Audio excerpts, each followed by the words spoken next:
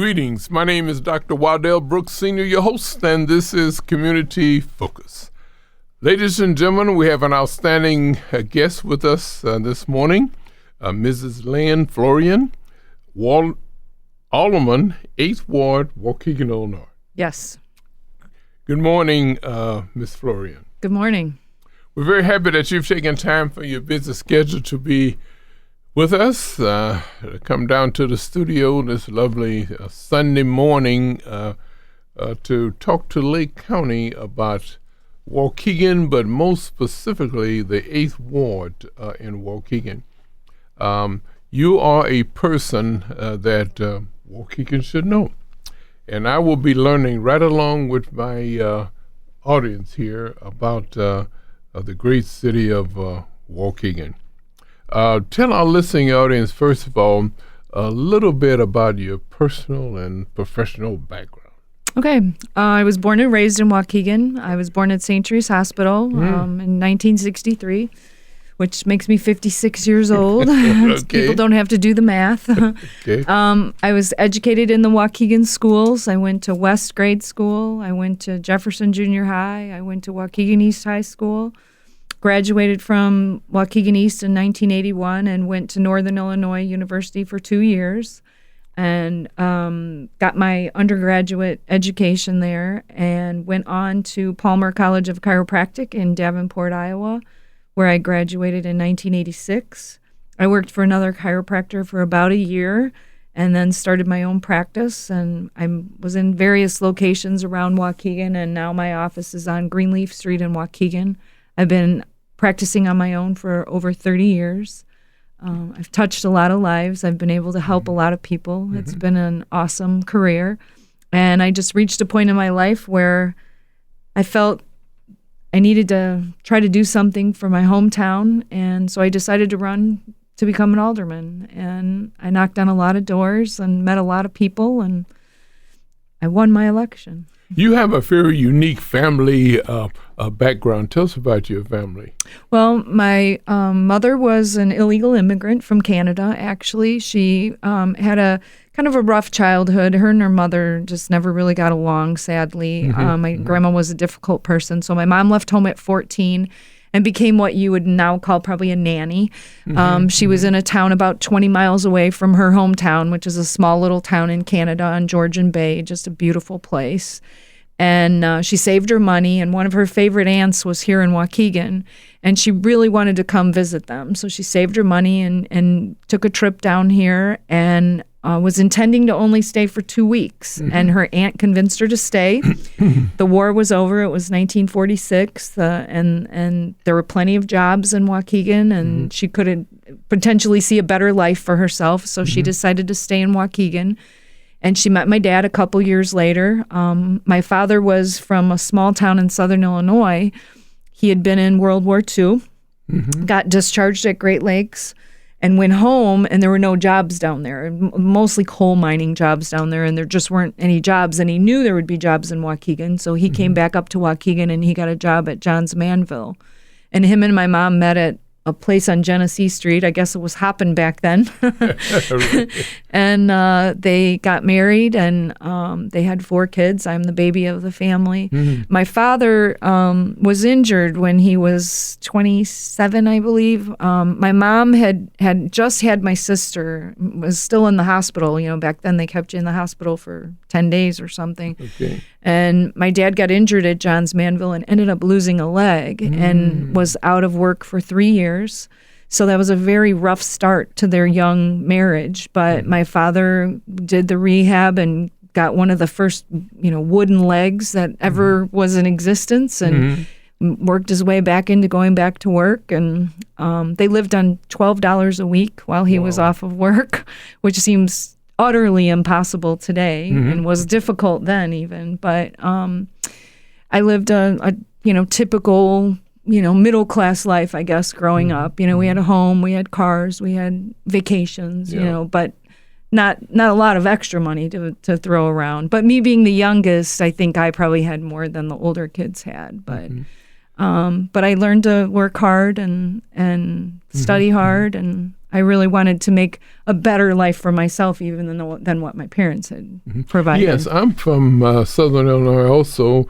Well, it's a fairly small town, East St. Louis. Oh, okay. So you're... My father was from near West Frankfort, so between Yes, Marion and Mount Vernon. Really, he was born in Orient, which is a little tiny town. They did have a general store, an American Legion, and a post office at one time, but I think the only thing left is the American Legion. Right. Ladies and gentlemen, again, we're talking with Mrs. Lynn Vorian, Alderman, 8th Ward in Waukegan, and we're going to learn all about Waukegan and the leadership role that she wanted to play or is playing in the city of Waukegan.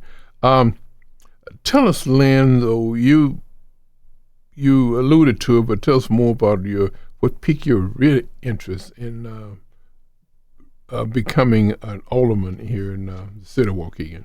Well, to be honest with you, part of it goes back to the way national politics has been playing out. And I felt like I had a lot of negative energy surrounding what was happening in our world, our country.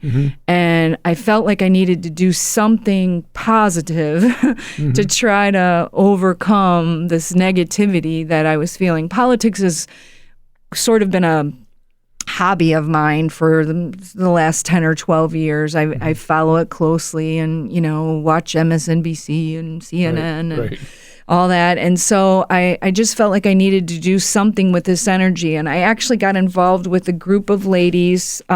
Senator Melinda Bush put a group together called the Lake County Democratic and Independent Women.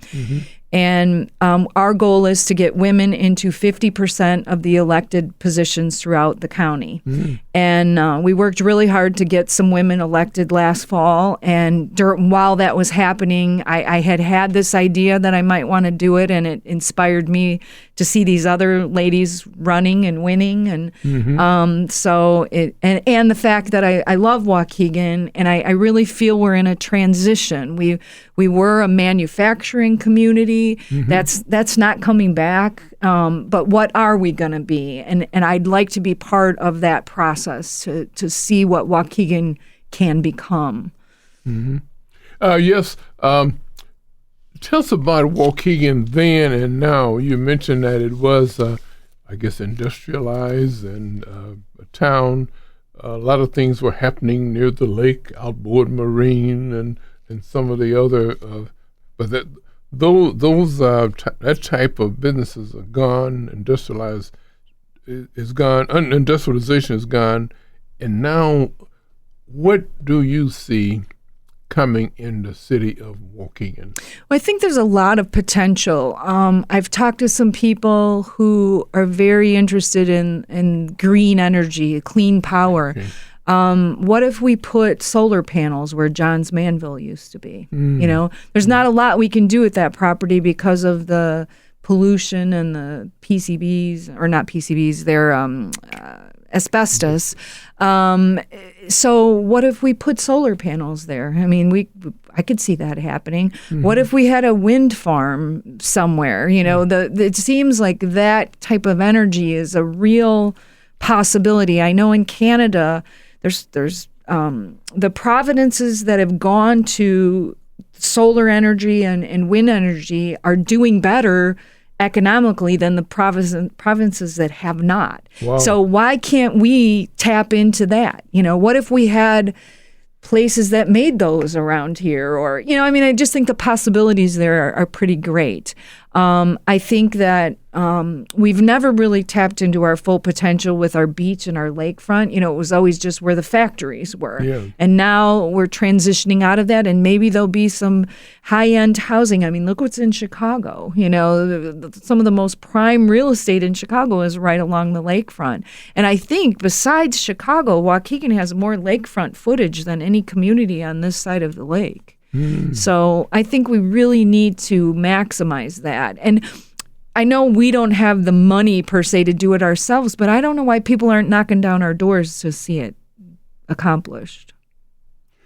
What do you see that as a challenge for the other new alderman coming in, bringing in fresh ideas and to move Waukegan forward? Oh, yes. And there's a big challenge with getting new ideas because we are bound by the Open Meetings Act. So no three of us can ever sit down and talk business unless we're doing it in public. Right. And I believe that's a good law to have, don't get me wrong, but it just kind of hamstrings us from being able to accomplish a whole lot because we can't ever just get together and talk about ideas unless we do it in a public forum. So we need to figure out a way to make some of those kind of things happen. And I think traditionally over the years, the alderman, another thing I didn't mention about me running for office, I kind of have felt like Waukegan has always been run by the good old boys. And I said that when I knocked on doors, you know. We've had the good old boys for a long time, and it's maybe time for some new, fresh ideas. And so now the challenge is getting that accomplished because we've allowed our mayors to become so strong when in reality the council is supposed to drive the government of the city. We represent the people in the wards and we should be driving what happens in the city rather than the mayor kind of directing the council. So we've got to kind of figure out how to flip that. How many women are there now on the city council? We see more women than we ever had. Yes. So the first ward alderman is a female, Dr. Bolton. Okay. And then there's Edie Newsom in the 5th ward, and she's actually starting her 4th term. So I believe she was the first female alderman in Waukegan. Okay. And then myself in the 8th ward, and then Ann Taylor in the 9th ward. So of the 9, there's 4 of us. This is fantastic. We're almost to 50%. Right. Well, tell us about the 8th ward. What's unique about the 8th ward?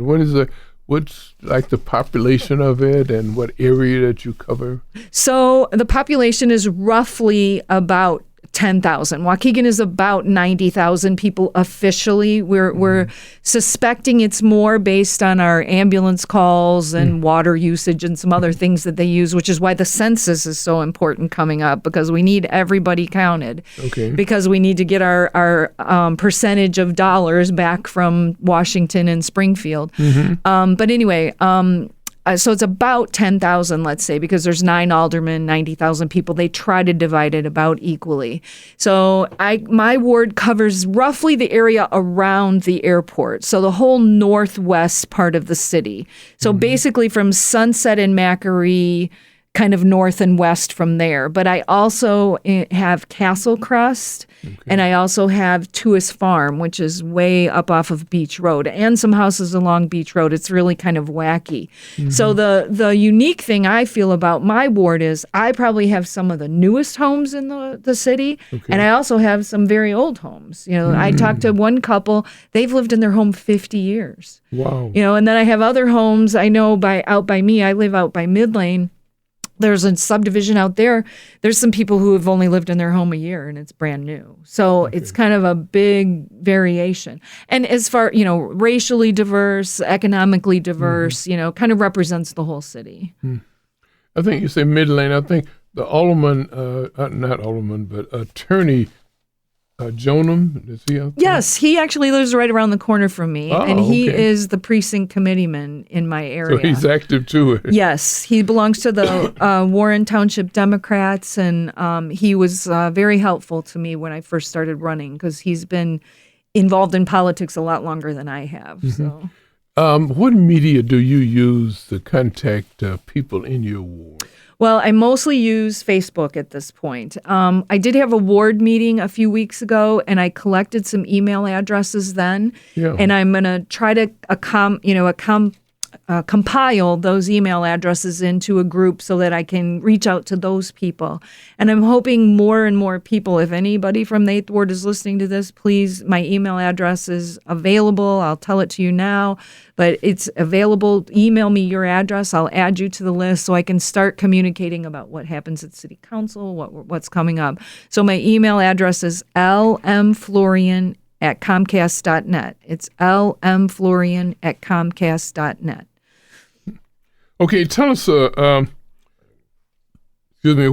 what new revenue recommendations would you bring to the City Council? Wow, that's a tough one. So there's only so many things we can do. I mean, obviously raising taxes, but I want to try to avoid that if at all possible, because everyone feels they pay too much in taxes for sure. It looks like we're going to be getting a casino.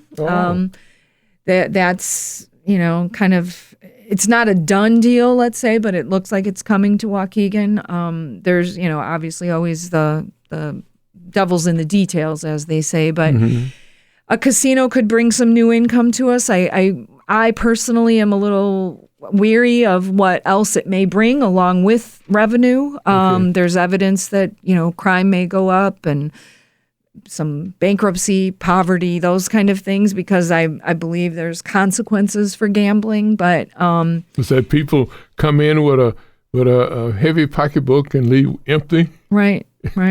It's a way of taking money from people, I feel, and giving it to government and corporations. Waukegan will get about 3.5% from the casino. So if it's $100 million casino, that means Waukegan's going to get $3.5 million, which to you and I is a lot of money. But to the city, it's 1 month's worth of payroll.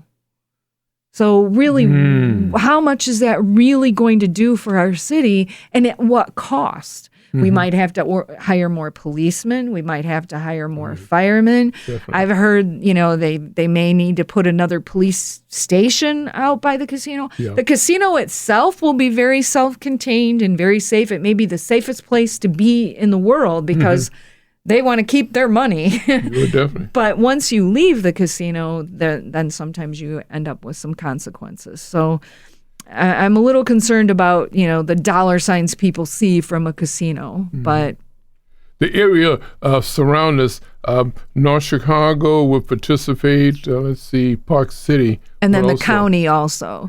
So normally Waukegan would get 5% of the proceeds, the profits. The state takes 30% and gives 5% to the municipality. But Waukegan had made a deal quite some time ago that North Chicago, Park City, and the county would also get some. So they're going to get the 1.5%. I think it may be divided equally among them. So they'll get 1.5%, and then the 3.5% that's left is Waukegan's. What about the youth empowerment in the city of Waukegan? Are there programs for youth, and what about crime and so forth? What are your plans on looking at the youth situation? Well, I've tried to develop a relationship with the school board. Brandon Ewing is the new school board president, and him and I are communicating and trying to figure out ways that the city can cooperate more with the school board. The school board is a separate entity from the city, unlike in Chicago where it's one. So we have no authority over the school board, but I'd certainly like there to be much more communication, cooperation, support, if only moral support from the city council to the school board. I've suggested we create a liaison between the city and the school board, where someone from the school board comes to every city council meeting, and it's actually part of the agenda where we talk about what's going on in the schools and this, good, bad, indifferent, and then vice versa, where someone from the city council would attend school board meetings. And part of the challenge is not everybody in Waukegan goes to Waukegan schools. In my ward, we have people going to Zion schools, we have people going to Gurnee schools and Waukegan schools. So my whole ward doesn't attend Waukegan schools. So it's a bit of a challenge there. And also out in the 9th Ward, which is like Fountain Square and out that way, we go all the way out to River Road. So Waukegan is very spread out. And some of those kids go to Libertyville schools or Gurnee schools. Wow. So we've got a lot, we aren't all bulldogs or anymore, Ladies and gentlemen, again, we're talking with Lynn Vorian, an alderman, 8th Ward in Waukegan. And we're talking about the importance of strategic planning and I guess working with the different districts, the school district, park district, and so forth. Would that be part of the strategic planning for the city? Or I would hope so. I'm encouraging that. Though you mentioned the Park District, I would like to see us partner with the Park District and address the beach. The beach is one of my passions for Waukegan. We have this wonderful, beautiful beach, and I don't feel it gets to shine like it should. We don't have a bathroom down there, for instance. And, when I was a kid, they had a little concession stand and a bathroom, and you could spend the whole day down there. Now there's porta potties. And frankly, I don't consider a porta potty a bathroom. But I have talked to Mark Jones, who's the president of the park board. Okay. And him and I mean, nothing has been formalized, but we would like to see the city and the Park District work together to maybe make something happen down at the beach where it would be more family friendly, more attractive to families and people to spend the whole day there. I have to congratulate you. You seem to be very passionate about your position and also about the growth in Waukegan, and also by getting together with other aldermen to try to.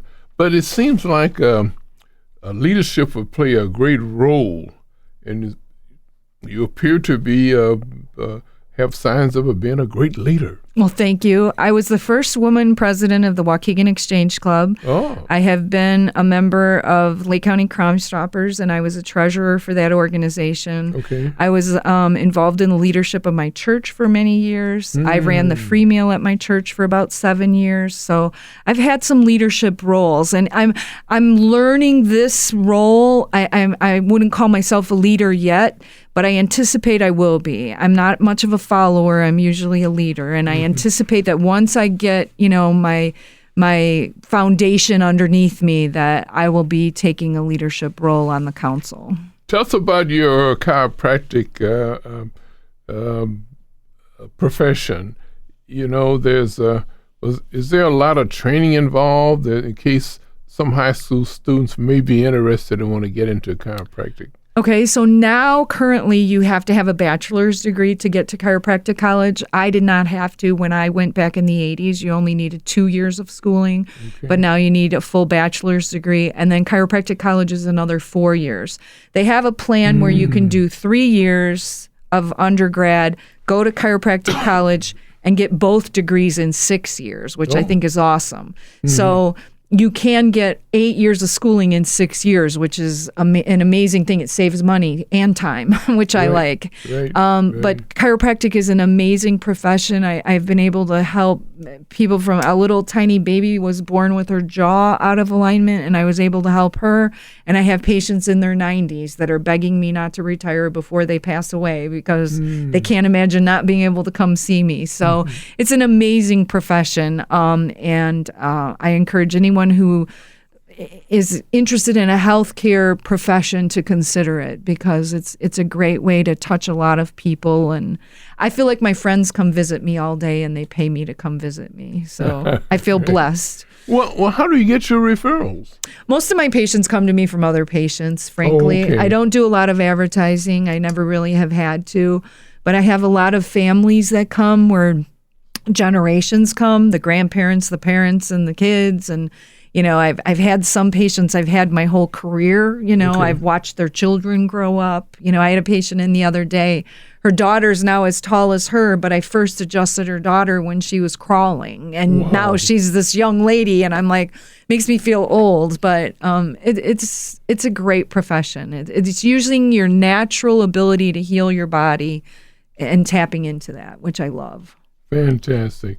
We mentioned, talked a little touch upon casino is part of increase in income for the city. But what about, I guess we call them gambling cafes? We have those all over, not only Waukegan, but I know the adjoining cities, and statewide though. It's a growing thing, but is that good for the city?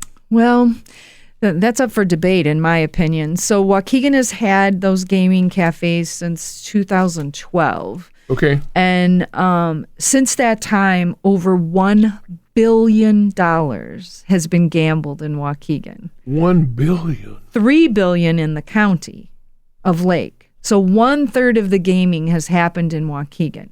Now, one of the smart things the city did, in my opinion, is they decreed that the proceeds from the gaming would go into the police and fire pension. Okay. So I don't know if anybody pays attention to municipal money, but police and fire pensions are very expensive. And Waukegan was behind the 8 ball in paying those pensions. And this gaming money has really helped to bring us up to the green, if you will. We're not at 100%, but we're definitely much better off than we were before.